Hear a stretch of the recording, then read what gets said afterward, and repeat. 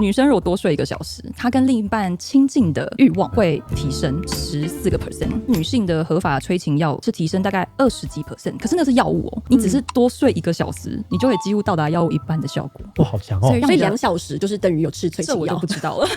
有一些人他是会设非常非常多个闹钟，设很多个，或者一直用贪睡功能，是不是最好也是不要有这样的习惯？确实不太好啦。闹钟醒的时候，你的交感神经会兴奋，血压跟心跳其实在那个瞬间会突然往上冲一下，然后你又睡下去，你又冲一下，就好像一直在给你身体一个过度的刺激。对，所以其实尽量是不要。话又说回来，设那么多闹钟可能不是问题，但问题是你为什么要设这么多闹钟？就是因为你没有睡好，或是太晚睡嘛，所以你才会一直叫不醒嘛。理想应该是说你差不多到一个时间点，然后就都是这个时间醒来了，然后你就会醒来了，你根本不太需要闹钟。现在市面上好像也有很多助眠的产品，比如说像是褪黑激素啊、GABA 之类的，但是是不是在台湾的法规上就是有一些比较争议或是模糊的地带？其实最有争议的就是褪黑激素啦，